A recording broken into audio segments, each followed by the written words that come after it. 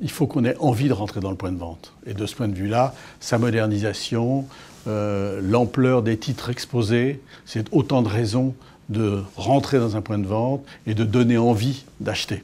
Donc la modernisation, pour moi, c'est absolument fondamental.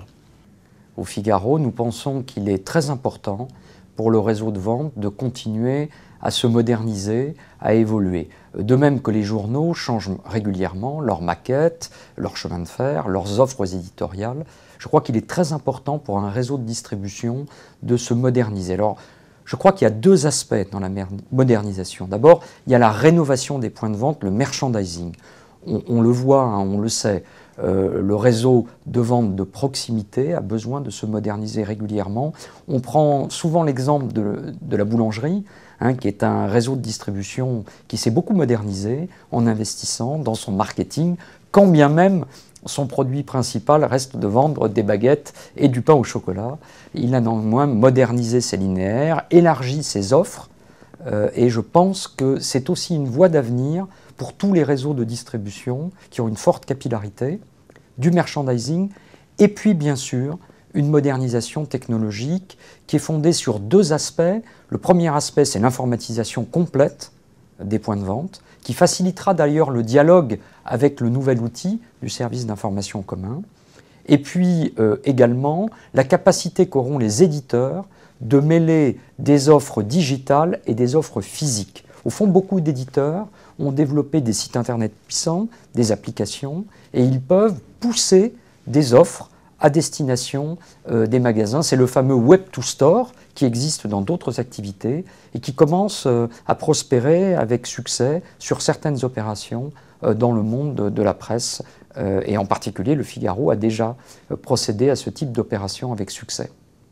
J'aimerais évoquer un point essentiel d'abord, qui est la rémunération, les conditions pour les diffuseurs de presse, puisque nous sommes conscients qu'une grande partie de la baisse structurelle des ventes au numéro est due aux fermetures de points de vente. Et donc, nous avons soutenu le plan d'augmentation des rémunérations des marchands de presse. Alors, en termes de modernisation, il faut travailler au niveau point de vente, donc améliorer l'accueil, la présentation, l'exposition des titres. Ce qui me semble important aussi, c'est d'aller vers une structure des offres qui vraiment renforcent le socle de marques fortes et des titres qui sont réellement très vendeurs dans l'intérêt des marchands de presse. Et la question qu'on se pose, c'est comment est-ce qu'on peut nous accompagner une modernisation de points de vente. Il y aurait beaucoup d'exemples. J'aimerais mettre en avant un exemple qui vise la fidélisation au travers d'une promotion intelligente. Femme Actuelle, nos plus grands titres, a fait cette année une promotion dans laquelle on remet, on donne un coupon de remise à l'acheteur qui pourra donc profiter de cette remise lorsqu'il achète le numéro successif auprès du même point de vente. Eh bien écoutez, les MLP sont actuellement extrêmement attentifs à ce problème de modernisation du réseau, car nous estimons qu'effectivement notre réseau a pris un peu de retard en termes d'image et qu'il est extrêmement important de redonner une image positive, aussi bien pour les acheteurs que aussi pour les éventuels futurs professionnels qui voudraient rejoindre le réseau.